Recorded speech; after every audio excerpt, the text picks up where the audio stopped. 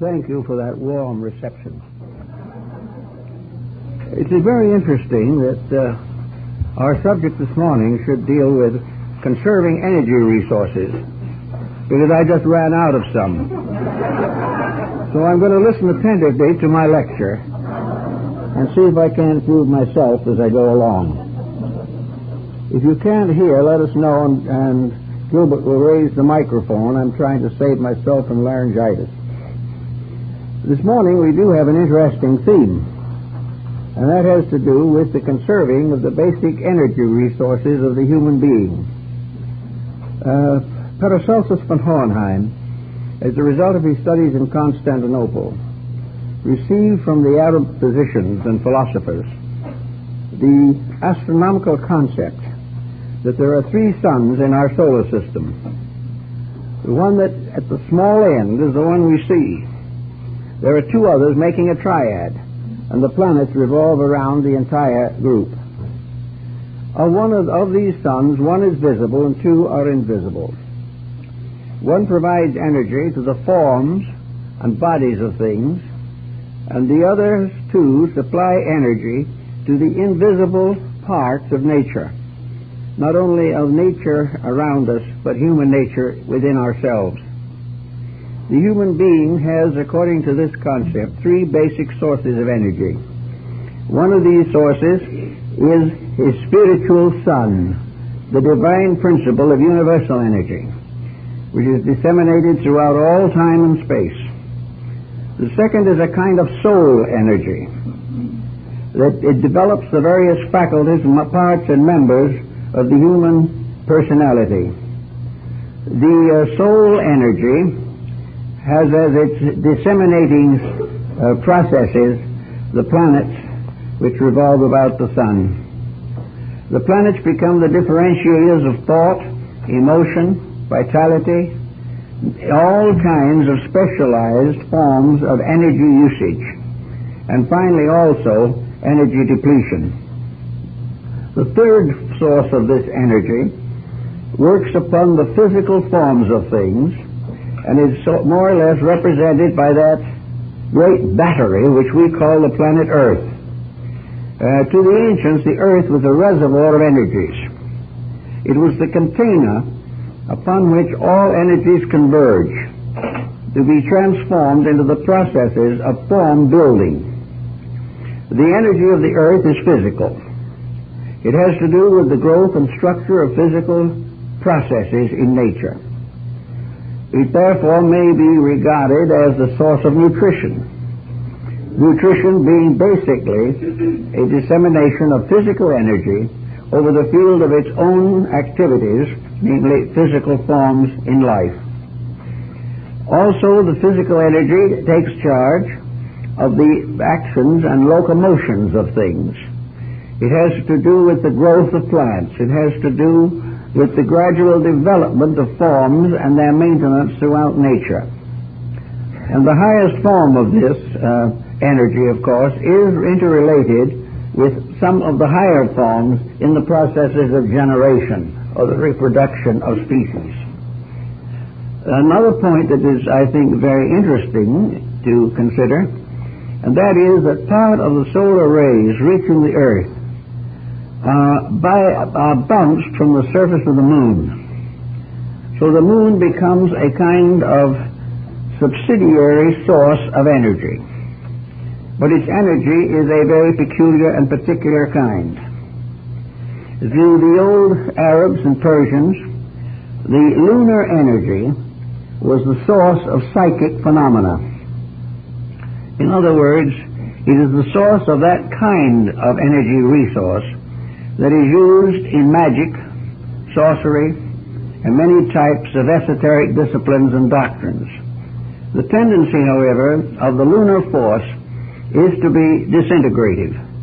It has a tendency to break down more than it can produce, and also to lead into fantasy and phantoms. The moon is the magic mirror of antiquity, in which all the processes of nature are more or less mirrored, and in terms of magic, sorcery, metaphysical activities of all kinds. Now, these types of activities result in a combination of circumstances. The activities themselves call upon energy resources. The activities called upon under such conditions are not part of the straight growth in nature. Therefore, it is necessary to recognize a conflict between the natural processes of growth and the processes of psychic phenomena. Now, this does not mean that this phenomena is not genuine. It means, however, that it is peculiarly subject to fantasy. It is nocturnal. It has to do with the strange creatures of dreams, fantasy, magic, and to a certain degree, psychology. Psychology has really, somewhere along the line, to pause and solve the mystery of the effect of the moon upon the psychological integration of the human being. This is a very important point, but as yet comparatively unnoticed.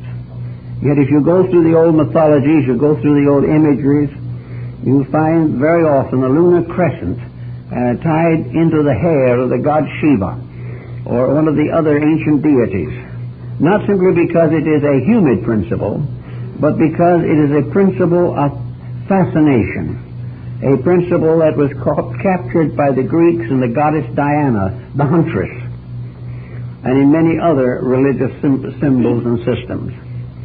Now, the human being as he is, a composite of the elements of the solar system, is constituted very much like the solar system in its principles.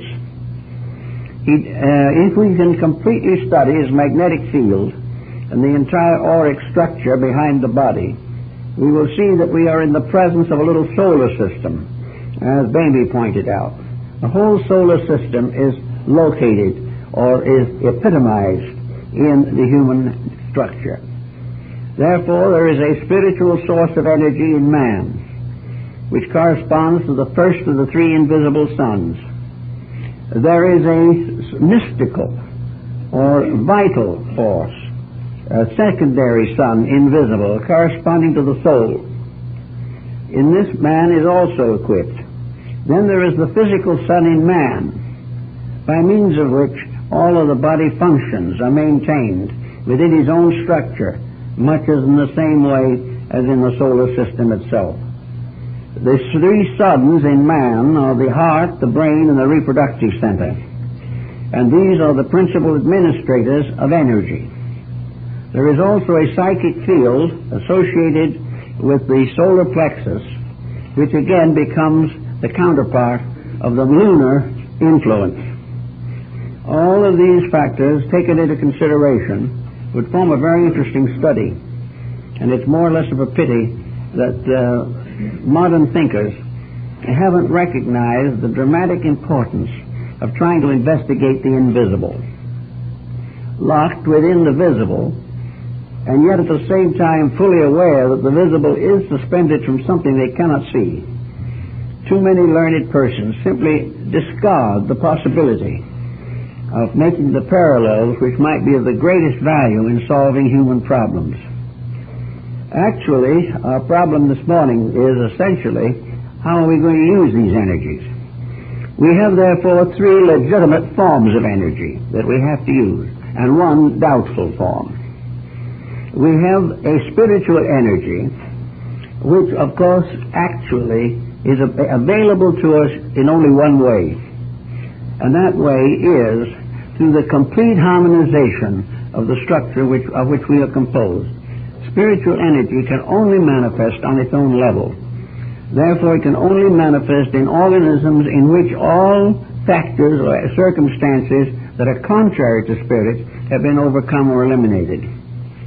Therefore, it becomes a pure supporter of man's most vital, invisible, unknown factor, his own spirit.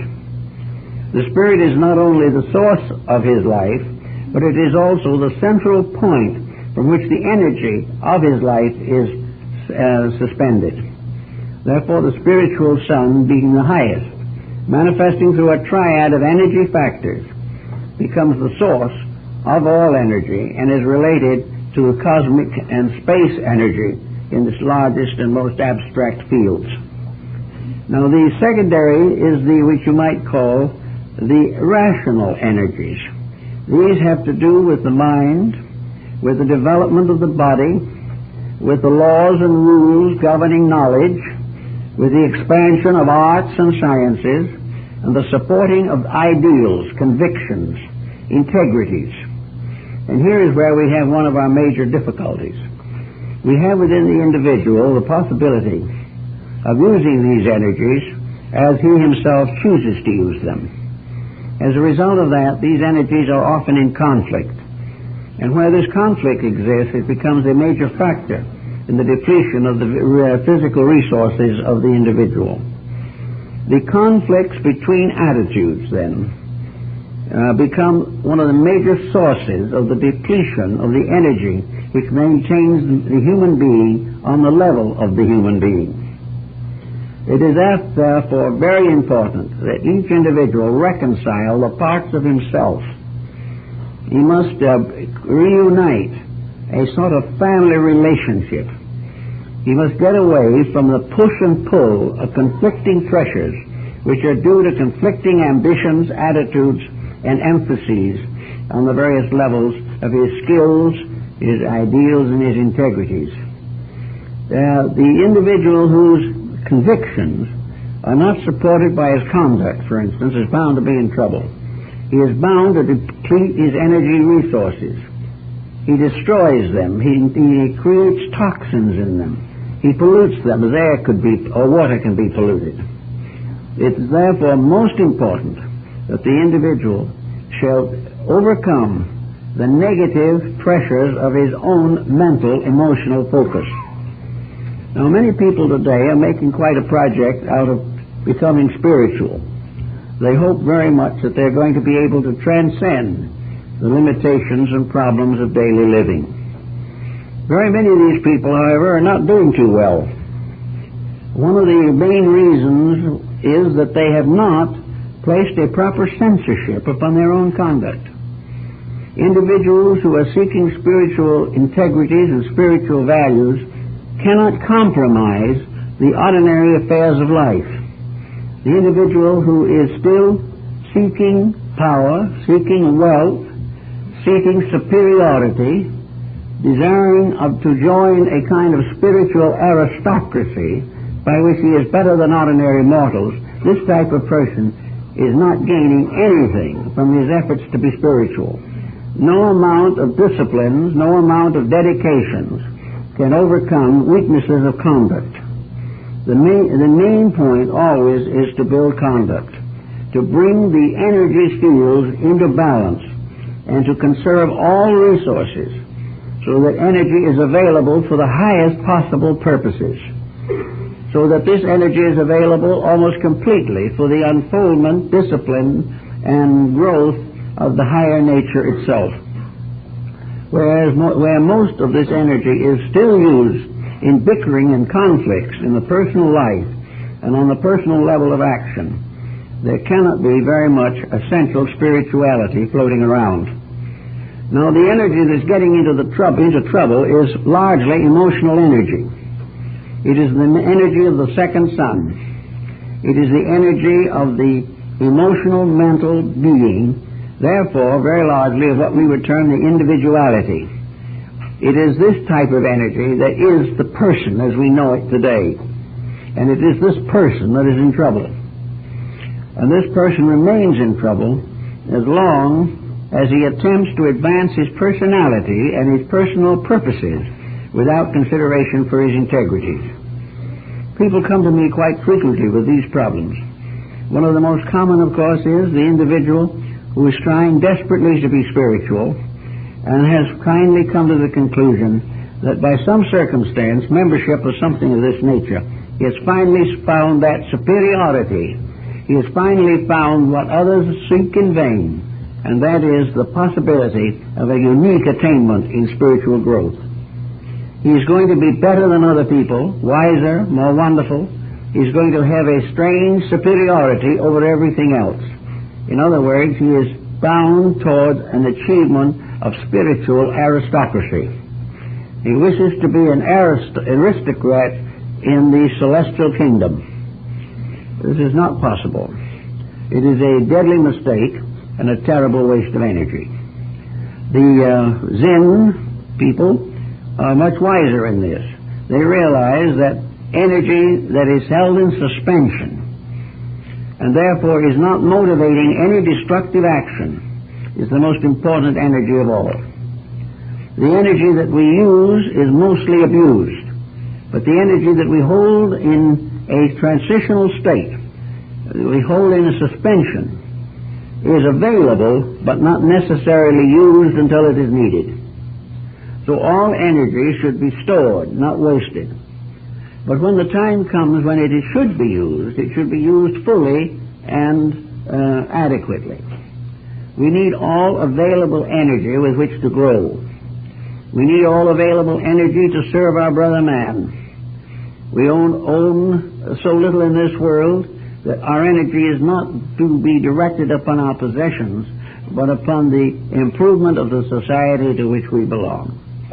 All selfishness ends in a short circuit in the energy fields of the human body. Every abuse of energy has its karmic consequence, and karma is largely a matter of compensation for abuse. Whereas if the individual does not break the rules, he does not have to worry about the karmic reactions.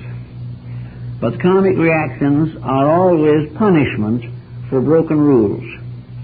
And we need to bear this in mind constantly, because in an effort to misuse the purposes for which we were intended, we get into very serious complications.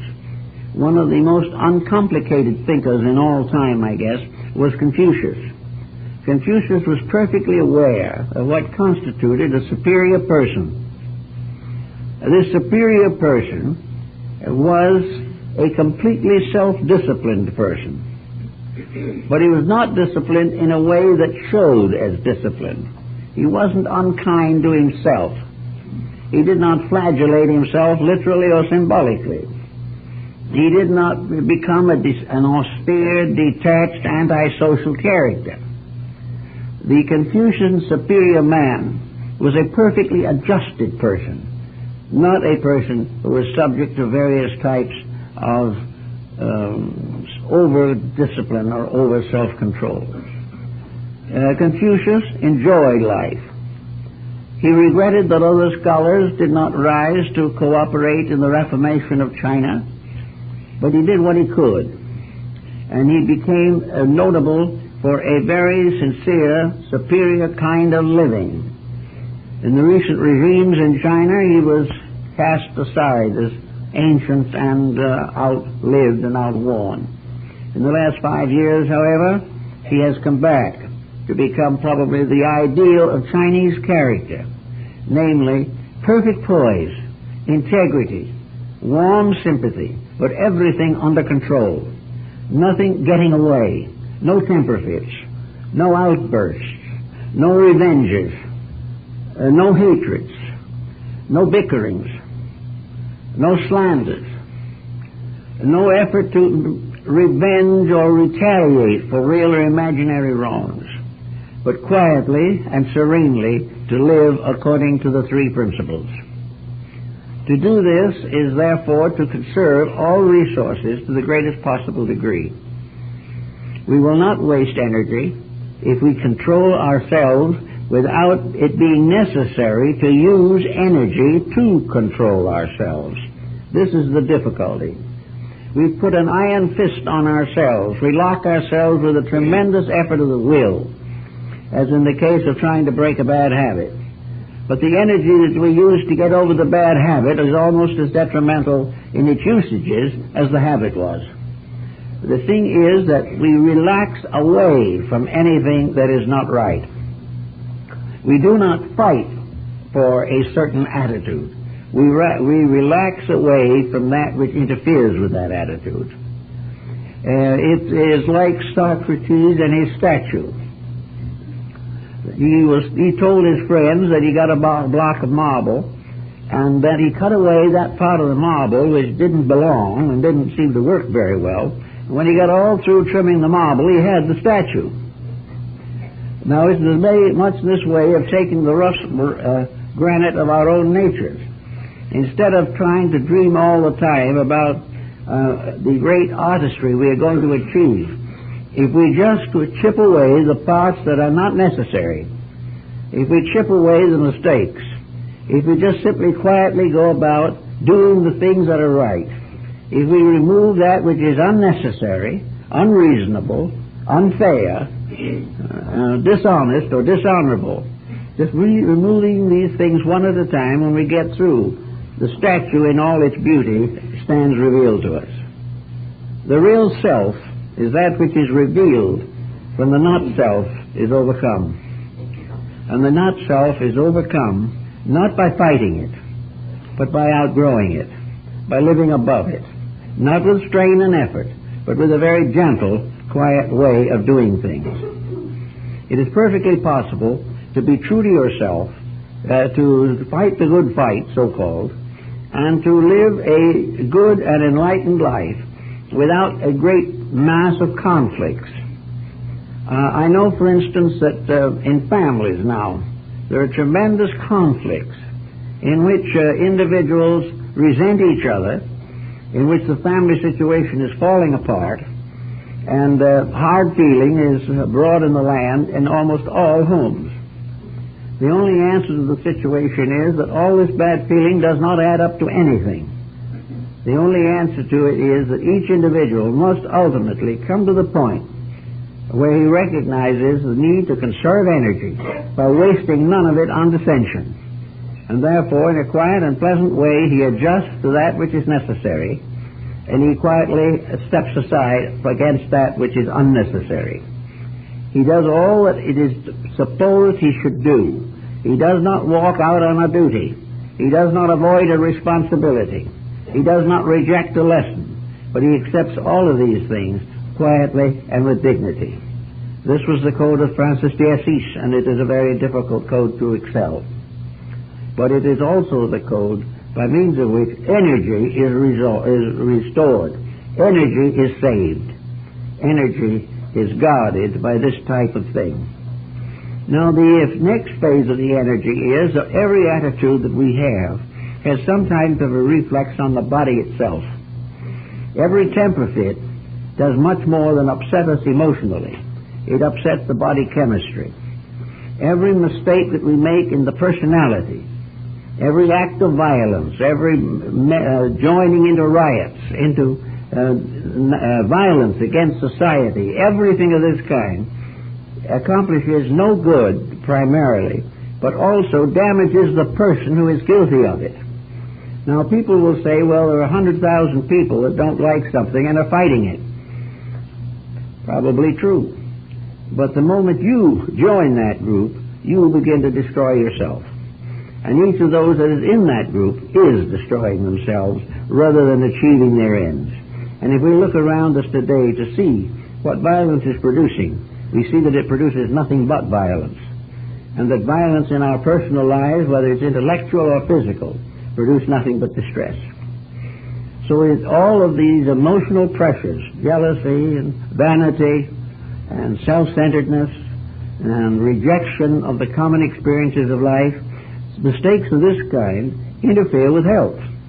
They begin to break down the body chemistry, because the body itself, like the body of the solar system, is an outlet, a means for the expression of energy.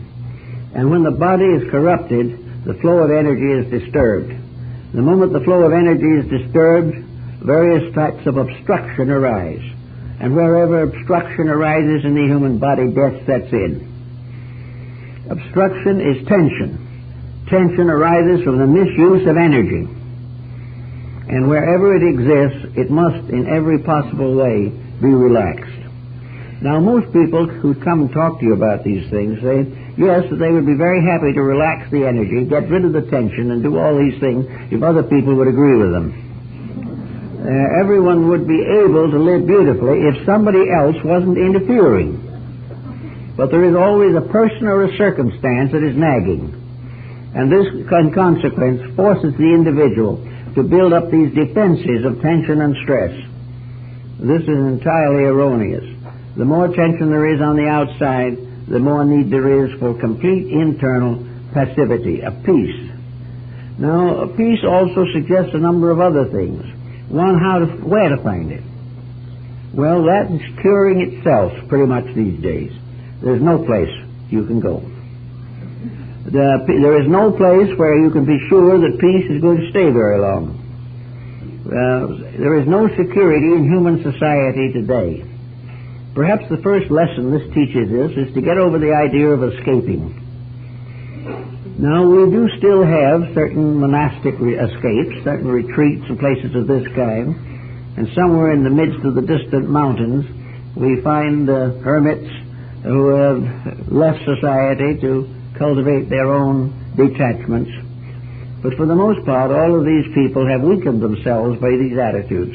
There is no way of gaining a position in life where relaxation is available without personal effort. There is no relaxation unless the individual makes the changes within himself. If he makes these changes within himself, relaxation is possible wherever he is. There's the old story about the Tibetan priests who do their meditation while surrounding a great bell that gongs all the time to disturb them, and they don't even hear it. You do not actually shut out the sounds around you or the pressures. You simply solve them by dissolving them in quietude. Quietude doesn't mean you accept what you do not believe or compromise anything, but quietude gives you the perfect calmness with which to make the simple decision of right and wrong, the simple solution of the problem without dramatization or emotionalization comes as the result of internal quietude. And internal quietude is the thing that helps to protect energy resources within yourself. Without this internal quietude, your energy resources cannot be adequately preserved. Now, another problem that then comes along, of course, is that the body with its energies has a few remarks to make and a few contributions to this problem. Today, for example, we have more people health conscious in this country than probably ever before in history. And I think it is safe to say we have more sick people. I read not long ago that we have 80 million people in this country reducing, of whom 40 million are doing it wrong. We have people who are doing everything they can possibly do, but what are the motives? The motives to various forms of health have to be very carefully considered. Unless the motive for reduction is more than merely cosmetic, it is really very much a mistake. Because the real reason of all things is to protect and preserve health. And that which is not necessary to the protection and preservation of health is not a worthy occupation for the health seeker. All kinds of extreme methods are being used, mostly in an effort to compensate for extreme delinquencies. We have people who have followed up to 200 different diets. Some of them, of course, we'll never know what happened because they didn't last through the 200 diets. Around the middle of the list, they passed out. But, of course, having passed out, they issued no affidavit or made no statement to discourage others. They just all kept on going. The problem with health, again, is energy preservation and protection. The purpose of food, which is derived largely from this great battery which we call the earth, the energy of food is to maintain and protect life. Any form of nutrition which does not essentially fulfill this need is not necessary or advantageous. Many people eat all kinds of things that make them miserable in an effort to accomplish some cosmetic result. This is not the answer. if the person understands life, if the person comes into direct contact with the rules of the game, he will naturally and of his own accord keep those rules. But if they are forced upon him by others, or he is lured into them by ulterior motives, then this is not true. So in the matter of maintaining the physical health, again, the physical health depends upon the quietude of the body and the fact that the body does that which it was created to do. The body has a purpose. If that purpose is fulfilled, the body is happy. But if the body is made the object of too much concern, it becomes embarrassed and begins to result in defects of health. The body should be left very quietly to the fulfillment of its own needs. And on one occasion, Plato referred to a young dude in the Athenian colony, Alcibiades. He said, "Here we have a red dagger in a jeweled sheath. We have a body that is just the body of a fop, a body that is covered with the finest raiments and the greatest jewelry, and which has a great pride in itself. And inside it is nothing. There is nothing there but surface." Now this is something that ultimately will destroy the body, because surface alone leads to dissipation. The body is a useful purpose. It is there for us to use. If we abuse it, we suffer. If we use it, we gain a great deal of help and cooperation from it. But the body is not to be intended as the ruler of the life. The body is not to be taken as proceeding in authority or in purpose all the rest of our existence. We are not here to be servants of the flesh. We are not here to devote all our waking time to trying to develop muscle or brawn. We are here to use the body as we would use a good vehicle. If we have a good car, we will keep it up because we need it. In the old days, we had a horse and buggy. We fed the horse well so that it was properly curried and stabled in order that it might fulfill its purpose. But gradually in this modern world, we have developed the famous paint sign motto, "Save the surface and you save all." Most people kill themselves trying to save the surface. So use the body, but decide how to use it. And recognize that in the conservation of energy, that the complete cooperation between the body and the person in the body is necessary to energy conservation. We have to plan our lives. I suppose Muhammad was one of the best life planners that we know. He divided the 24-hour rule of the 24-hour of the day, the 24-inch rule, into 3 8-hour sections. One he gave to the world to help and to carry on his ministry in order that his labors might be of service to God. The second 8 hours he devoted to his family, to his personal happiness and growth, to enjoying the reasonable and proper pleasures of life. And the third 8-hour period he gave over to sleep, relaxation, and rest. Now, this is not a bad type of division. We would have many more healthy people if we had the 3 divisions of time into 8 hours. Today we have very little problem with the 8 hours of work. We had a little work done not long ago by some tradespeople who came into work. We didn't have to worry about them overworking, I can assure you. They were working by the day. They arrived at 10 o'clock in the morning and left at 3 in the afternoon. Certainly this gave them plenty of energy to do something else with. They did not have to work from dawn to dark as we used to in the older days. They did not have to go out and milk 3 or 4 cows before breakfast. They had a great deal of time, and 8 hours devoted to business, transaction, to career, to employment is almost an actual law today. Anyone works more than that gets overtime.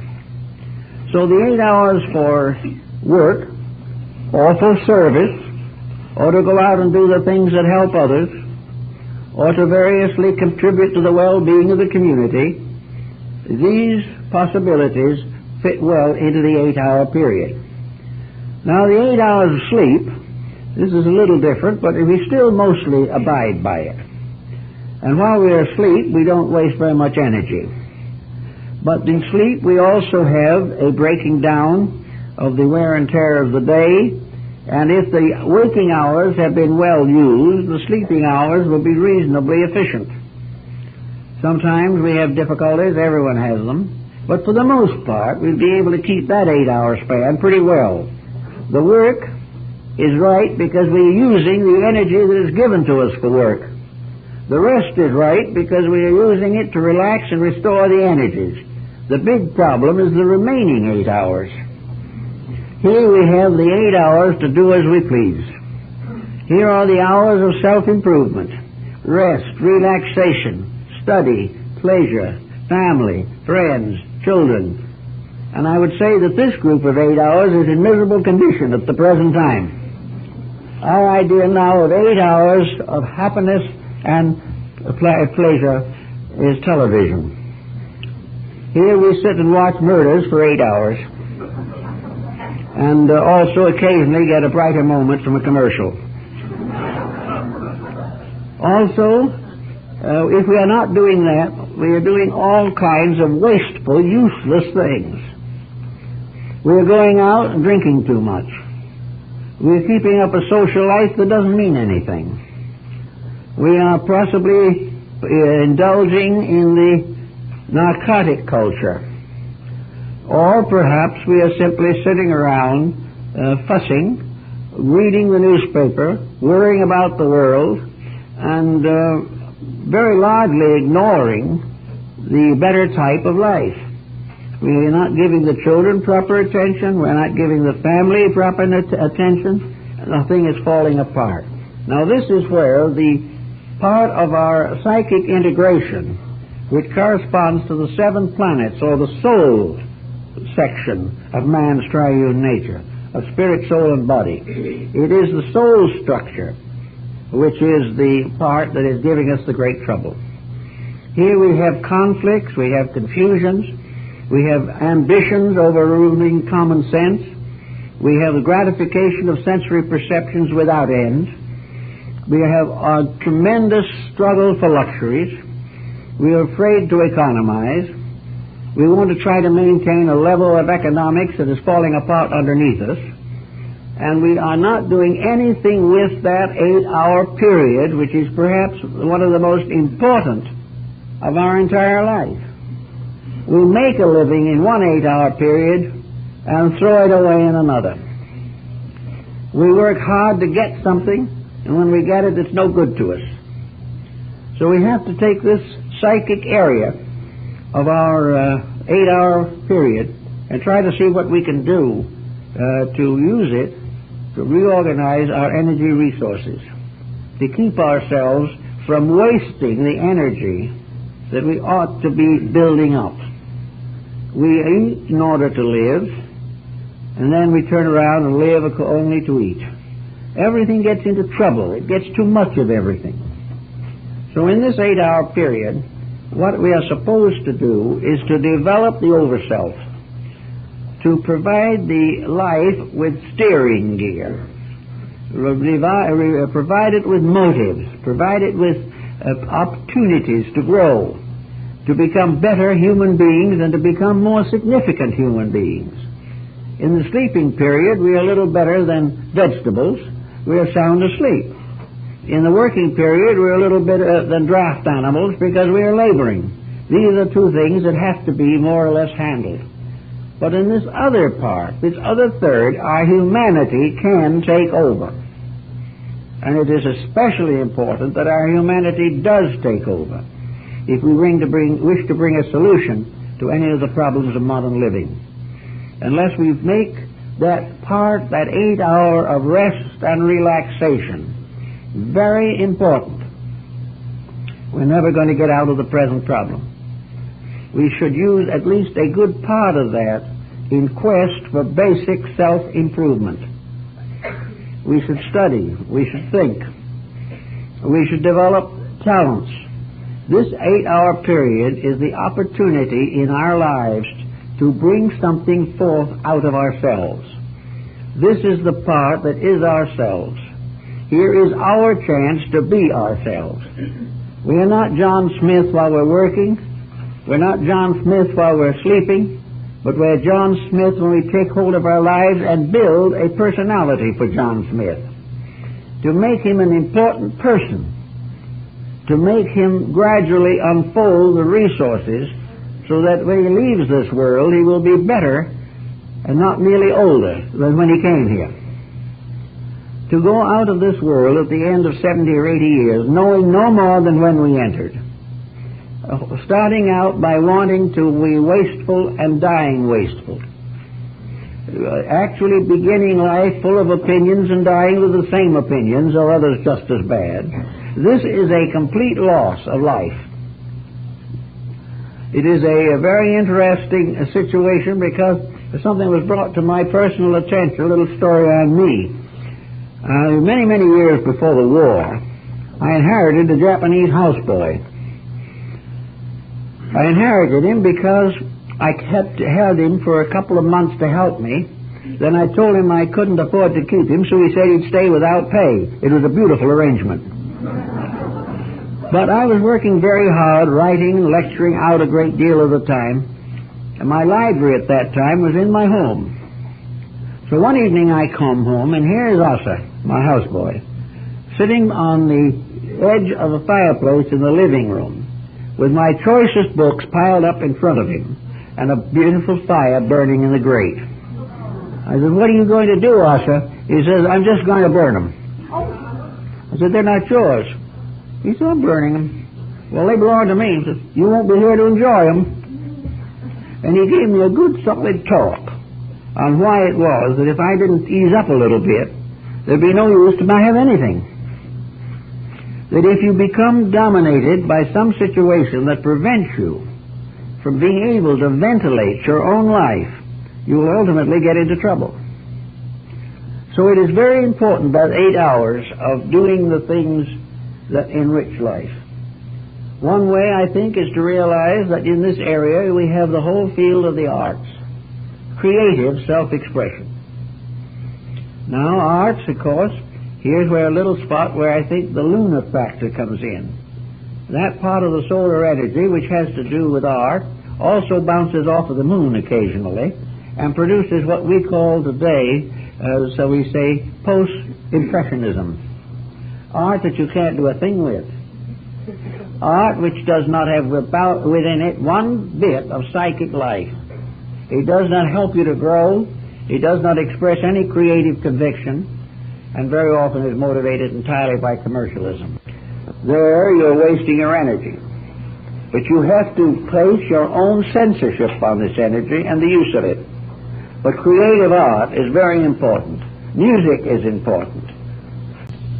With the study of philosophy, the individual gains a great deal. He gains even more, perhaps, by spending more time with his children. Everything is important which helps him to grow, instead of merely to become richer or more powerful or to shorten life by bringing about an impending coronary. So the 8 hours in which we should do as we please and have time is probably the great testing time of our daily existence. If there is anything that is involved in the initiations into the ancient mysteries, it was the study of time. Cronus, the great god of time, with his sickle and his hourglass. Cronus was the symbol of all devouring time, all absorbing time, and time finally drawing back into itself everything that came from it. For it is said of Cronus that he ate all of his own children. because he devoured everything that existed within the sphere of his existence. Time is terribly important to us. Time is also something in which we can grow. Time is that period in which we can take over personally the affairs of our own inner lives. We can think, we can share beauty, share knowledge, do all kinds of interesting things that help us to become something. Time should draw something out of us. It should not be a period which we have to fill out of any contrivance that comes along because we cannot endure our own acquaintance. Most people, the moment they have a minute of time, try to find some way to waste it. This is not the answer. Another group spend that time trying to figure out how to cheat their neighbors. That's not the right answer. The real purpose of time is to realize that this is that part of life which we pay for by education, we pay for by labor, by responsibility, by effort, in order that in that period we can be ourselves. And if we are truly ourselves, we will be rather quiet, collected people. We will also have interesting avocational interests. We will find life and inspiration. We may turn to some special field of arts or sciences. I know several persons who have become very celebrated in botany as a result of having time. Another individual had time and did other kinds of things. Sir Walter Raleigh had time while he was in the Tower of London waiting for execution, and during that time he wrote his History of the World, which is one of the greatest documents of literature. Everyone can do something with time, and that something is to use it quietly. Time moves silently with mysterious tread. It is something that we can use to become ourselves, to discover the real being that is locked in us, and in so doing begin to appreciate ourselves. And when we realize why we are here and what we are here for, we do not become egocentric, but we do become aware of the responsibilities that we owe ourselves. That we owe ourselves in energy, or in time, and in relationships with people. Everywhere there is the temptation to make poor use of these resources.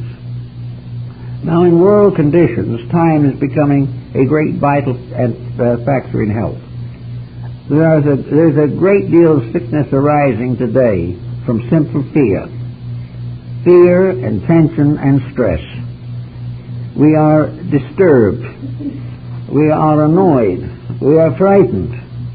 And above all other things, we seem to see hovering over us somewhere in the abstract atmosphere the constantly increasing danger of nuclear war. We are worried about pollution. We are worried about natural resources. We are trying to defend endangered species. Perhaps we don't realize it, but at the moment man is the most endangered of all species, because he is killing himself. He is poisoning the water he drinks. He is adulterating the food he eats. He is abusing the body he lives in. And he is attempting to find happiness by keeping away from all of the truth that would give him any security and peace of mind. So he is in trouble. Now, people who are more studious and more thoughtful and are really trying must also take this dimension of the problem into consideration. They must realize the tremendous importance of getting their minds off of things they cannot do anything about. This does not mean that you should not be aware of these things, but you are going to all have to learn ultimately to take them as you would study history. They are facts that have to be accepted. They are mistakes that are being made. There are tragedies which are likely to follow. But there also is no way or no profit for any individual to devote his life to fear and anxiety concerning things he can do nothing about. If he can do something about them, he should do it. But to simply sit back frightened to death every day by the newscast, is of no value to himself. It is destroying his health, it is reducing his efficiency, and it is gradually corrupting him to the point where he begins to agree with all of the false rumors and beliefs and teachings that are annoying him from day to day. So we have to build a defense against this. We have to build a defense, and here we have to go back to what the world has been worrying about for a long time. It is gradually dawning on a great many people that in our great hurry to prove how great and wonderful we were, and in an effort to cultivate the tremendous progress intensity which we have come to be accustomed, we have forgotten that the one factor in our consciousness by means of which we can handle a situation of this kind is faith. This is the spiritual sun. Wisdom is the sun of the soul. Health is the sun of the body. And faith is the sun of the spirit. So the faith factor is the supreme energy factor of all. There is nothing in the universe that strengthens as much as faith, or allows strength to flow through it. And there's nothing that weakens the human being or any social structure than lack of faith. And all fear arises ultimately from lack of faith. So in our problem of straightening out our energy resources, it is necessary for us to begin to put together the structure of the universe and realize that we are part of something that is forever changing. We are part of a process in which mistakes are inevitably being corrected, even though painfully. That the great stream of life is moving toward the inevitable victory. And that in a universe which is suspended from pure spirit, material things can never actually take over. The individual who tries to make them take over is buried with his ancestors. All of the great despots have gone down to a common earth. And as one poet said years ago, it is interesting to imagine that on the grave of Caesar, violets grow. And they probably grow perhaps off of the very fertilizer of Caesar. All power, all of this great pomp and panoply goes. And the thing that remains is man's motion toward the fulfillment of himself, the fulfillment of his real destiny, which is not to be bigger, stronger, and more powerful than his neighbor, but to be more and more right in the light of truth and in the facing of the problems of existence. It is actually very definite that in this problem we have a new way of building peace of mind and conserving resource. Save your energy by faith. Now they say faith without works is not very beneficial, but faith has its own works. And where faith leads, the works follow. The works are not a substitute for faith, but they are suspended from it as from a glorious principle in space. Faith in its own way prevents us from so many false judgments. Almost all of our antagonisms in life are based upon the fact that others have injured us. Faith tells us that this is not true, that none of us can suffer from the deeds of others, but we can suffer from our own reaction to those deeds. If someone has despitefully used us, we can follow the methods of Khomeini and start a holy war. Or we can follow the advice of Christ to do good to those that despitefully use us. If we do good, we relax. There is no common penalty. To do good is to achieve good. To do anything else is to achieve that other thing.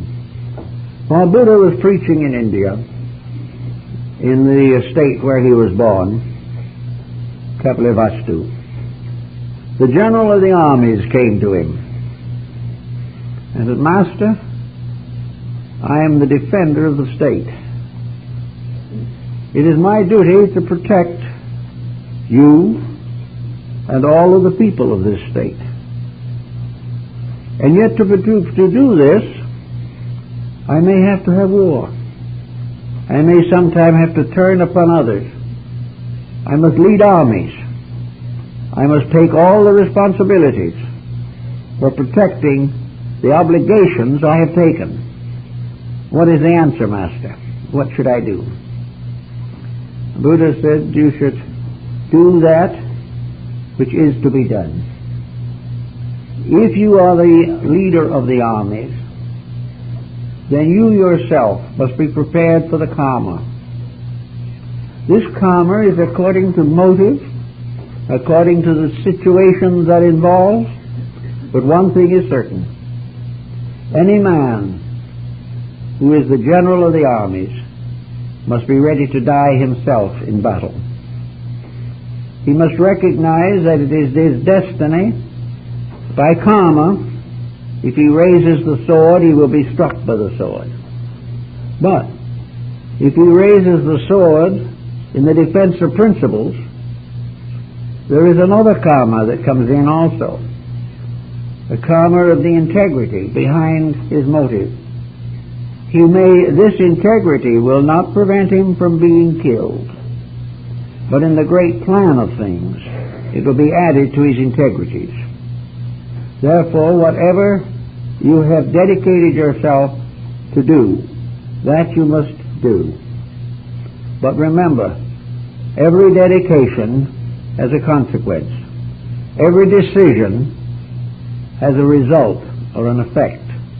Every single attitude that we hold has an attitude dependent upon it. Every time we are angry, we are also creating inharmony. We are creating waste and loss. We have to say to ourselves, is there righteous indignation? The answer is that righteous indignation is actually perfect quietude. There is no other kind. Righteous indignation tells us that we have a right to be angry. If so, we must face the fact that others have a right to be angry at us. In nature, everything is compensated. Everything is worked out with absolute justice and mercy. Actually, we are growing, and all this dissension and fussing, all this fear and anxiety is part of man's resistance to growth. The growth comes anyway. Whatever happens, the growth will be the ultimate reward. When we cooperate with growth, we grow with it. When we oppose it and fight it, we build a karma of opposition and fighting within ourselves. So our energy resources tells us that if our faith is great enough, in order to maintain inner peace, that we can then face all change with a good hope. We can face all the situations of life without anxiety, without fear. We can do what is necessary with perfect calmness of spirit. This is only possible, however, if we add maybe something else to it. Faith is a wonderful thing. In fact, it is absolutely necessary. But how does one develop faith? It's a little difficult for the average person to say, I can totally accept the situation that I do not understand. How can I have faith when I see nothing but misery around me and the wrong people always seem to be winning? How can I have faith when it looks as though the future is clouded with a darkness beyond our comprehension? So Plato came to the answer to that particular question very simply. He said, in order to have faith, you have to use the mind. You have to use the reasoning power to protect faith rather than to tear it down. In other words, you use the rational power to prove that the true is true, and not in a desperate effort to prove that the untrue is true. The purpose of reason is to become aware by study, by thought, of the great rules, laws, and principles that sustain life. This is philosophy.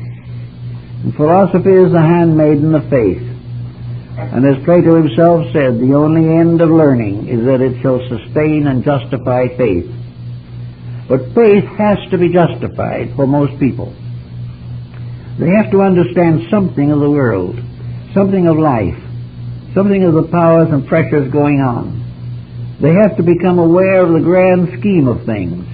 They have to become more conscious of the great integrities by which all things exist. Science can give faith because it can give certainties. It can give such evidences of the realities of universal laws that it's almost impossible to doubt them. But we also have to have that kind of justification, that philosophical justification, that enables us to take something like a universal law, which is applicable to physics or astronomy or biology, and put it into our own psychological integration. We have to find in our own way, through wisdom, through learning, through study, the grand scheme of things. Now, where will we look for it? All through the world, from the beginning of time, there have been persons curiously endowed who seemingly have a closer comprehension of values than other persons. In the rather confusing vacation that I just went into and out of, we went down to Sedona in Arizona, and I kind of revived my contact with a lot of the Indian life there, and found something very interesting. Since I had been there many years ago, an entirely new group of young Indians have come up. And these young Indians have gone back in their own records. They've gone back to the ancient legends of their ancestors. And they've taken those legends and thought about them, instead of laughing at them, instead of thinking how stupid their ancestors were, or why it would be impossible for a primitive Indian sitting on the top of a mesa to make a major contribution to knowledge. They began looking into these things to find out what the old ones were believing. And the old ones were dying out pretty fast. Not many of them left. And some of these old ones did not want to die until they had left the story of what they knew to somebody. They had been more or less sworn to secrecy. But now they wanted somebody to know. So they shared this knowledge not only with their own younger people, but with an occasional Anglo, being a term for non-Indian. This peculiar circumstance has led to some interesting discoveries. Among the Hopis, for example, the question came of what came first. What was the first thing? Now, these people can't read or write. They've never been to school. Their knowledge comes only from the old ones who went before them. So they asked one of these old men, what was the very first? And he said the very first was space. Going on forever. An infinite area. On and on and on and on. Everything, everywhere, all over, full of space. And what happened then? All life came from space. All life came when seeds were sowed in space. And who sowed the seeds? God. And who guarded this? God. And how was it all handled later? God picked wise men, taught them, and gave them the leadership, and told them to instruct the people. And step after step you went along until you did not know whether you were in Hopi land, India, China, Japan, or Greece. The same teaching, the same principles, the same realizations, the same beliefs, the same integrities, the same requirement of initiation into the tribal rites in order to prove merit and worth. In many tribal peoples, a young person is not a citizen by birth. This idea of citizenship by birth wasn't known much by the ancients because it didn't fit. And why didn't it fit? Because nobody can be right by accident. And no one can be wise by birth. No one can be proved to be a good citizen simply because he was born. So when the time came to decide about who should be a citizen, the young person, man or woman, was initiated into the tribe. They had citizenship bestowed upon them. The milk name was taken away from them, and they were given a grown-up name. And from that time on, they weren't children anymore. And as grown-ups, what were they expected to do? The answer was simple. Dedicate their lives to the good of their people. What were they to do for themselves? Only that which they could do without injuring anyone else. What were their duties to the family? When they went hunting, the first game should be brought to the widows and the fatherless. What did they do for exchange? They had no money, no currency whatever. There was no profit in the system.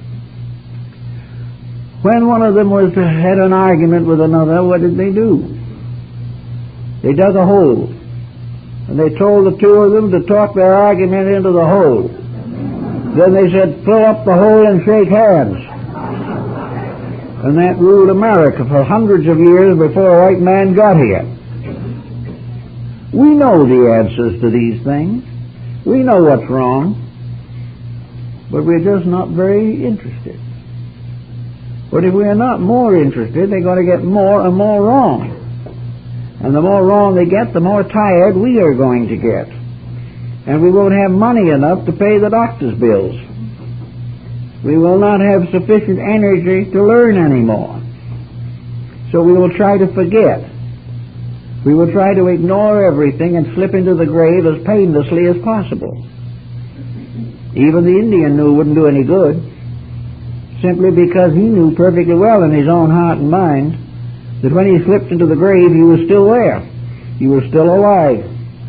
He still knew right and wrong. He still had to face his own deeds. And in most American Indian communities, he was going to be reborn back and live it out. They believed that. So that the Indians gradually have revealed a lot of interesting things to us.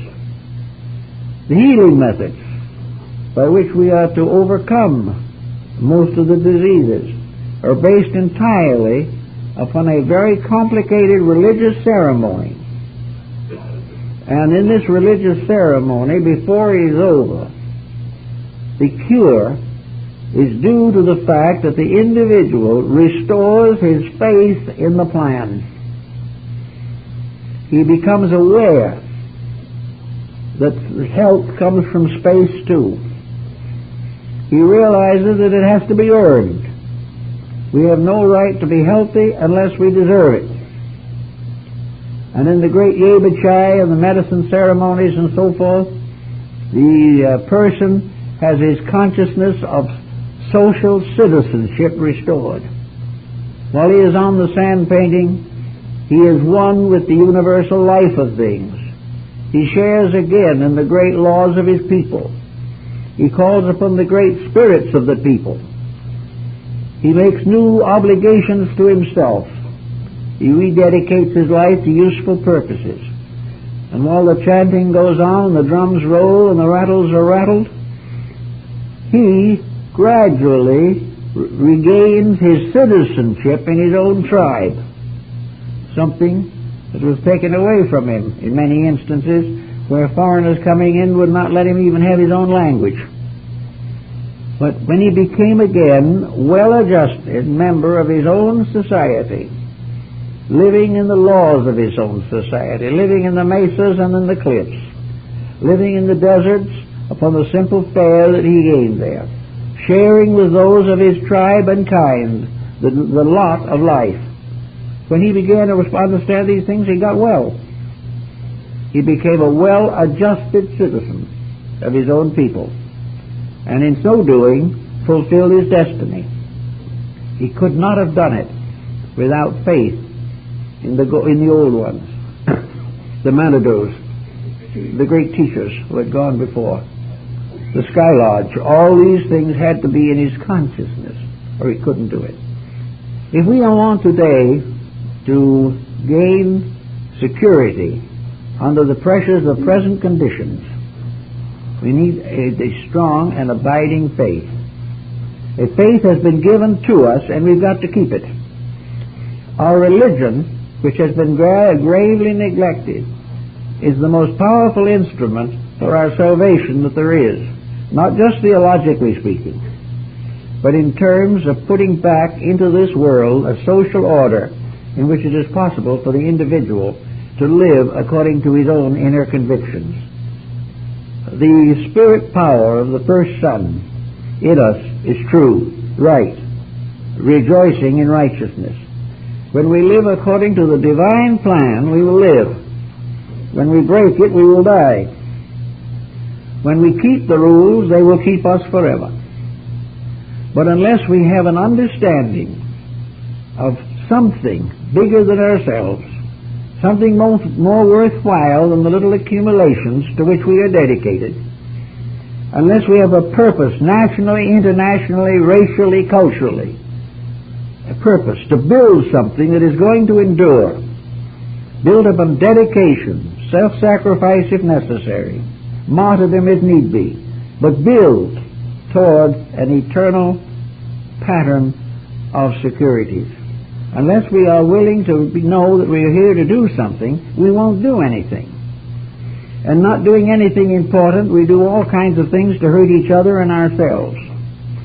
But if we once gain an insight into the plan of things and realize that we were created to help to fulfill that plan, that we were intended to roll up our sleeves and be part of this great program of righteousness, when we understand that, we can do something about it. And if we can't do very much about it because of conditions around us, then we have to know that by virtue of conditions within us, that no one who tries can fail, that no one who makes a good effort can escape the reward for that effort. We are eternal. We have been here before. We'll be here again. It goes on and on. The virtues that are not rewarded now will in due time be rewarded. But the vices which we think we have evaded, they will be back also. We will have the perfect right to recognize that out of a great cycle of embodiments, we have one lifetime. A lifetime that goes from the cosmic cradle to the cosmic grave. The lifetime in which we are all growing up. And in this lifetime, it is very necessary that we learn the rules so that we can use our energies, use our strength, use our powers, and use our skills to advance a common end. The reward for this is peace. The reward for this is a civilization that can endure. And it also, in a more personal way, rewards us with better family conditions, better community life, and better health, because the dedications to common good help digestion and do all the various remedies a great service. For a remedy may be partly effective because of its own virtues, but it is more effective if it is used to accomplish a real and sovereign good. The whole problem of energy, therefore, is to use it right, use it skillfully, use it honorably, make sure that it is not wasted, because it's just as true of energy as anything else when Ben Franklin said, "Waste not, want not." We are wasting every day our resources, our time, our energies on things that are not important. And for that reason, the important things are going to the dogs in front of us. So we have to try, each person, try in your daily living, try in balancing your budget, try in shopping, to be thoughtful, quiet, conscientious, and honorable. and deal as far as possible only with others of the same kind. But always remember never to fret, never to fuss, never to get all excited and unhappy and perturbed and annoyed. All that is just plain waste of time. And he who wastes time wastes himself and wastes the eternity of which he is a part. I think it's very good to think of the idea that is beginning to come back to us from the past, namely that this civilization, this pattern of things, had a keynote. It had a destiny. A civilization that rises is a great center for the diffusion of energy. The American people have been known for centuries for the tremendous resourcefulness of energy. The dedications that were made by our early founding fathers were enormous. The labor of building this nation, day by day, year by year, of building it together, of creating an organized place which was to become a refuge for millions of persons in distress and sorrow in all parts of the world. This nation had a reason for existence. That reason has slowly faded away from the average member of society. He no longer thinks of it anymore. He is no longer aware of the fact that his country is a dedication, that there is some reason why he should rebuild or restore the original purpose. For out of the corruption of other countries, we sought to build a clean country. We cannot allow the corruption of that country to cause it to join the corruptions of the ages that have faded away. We are now in danger of doing the very thing that we created this nation to prevent, avoid, and escape. We have changed aristocracies, but we still have them. We have complete lack of dedication to the great good for which we were intended. Now it may be that some of us still feel that way. We have that dedication, and more will have it every day, because it's coming back and coming back very fast. But with this dedication, we will use our energies day by day in what ways we can to be of more use, more value, more friendliness with other people. And in so doing, we will build a destiny. And sometime, somewhere, all those who labored together to make it a better world will have that better world. And little by little, the corruptions that have failed to achieve anything will fade out. We have to start. Religion gives us faith. Wisdom strengthens our religion. Labor glorifies both faith and wisdom. And also, all of these together provide the proper, normal use for energy. And we are more or less reminded of the Eucharist, which is probably one of the most sacred symbols of Christianity. This is my blood, said Christ, which has been sacrificed for you. This blood is life. Christ becomes a symbol of the spiritual sun. The rays of that sun are the blood of life.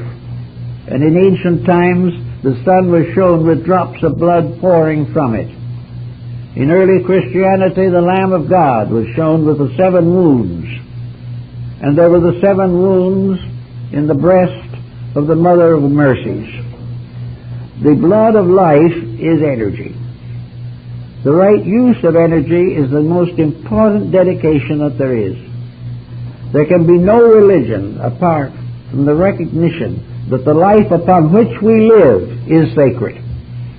The energy that makes that life is a responsibility, and that everything that happens all the way along, we are living in the midst of sacred matters which we cannot profane without inevitable tragedy.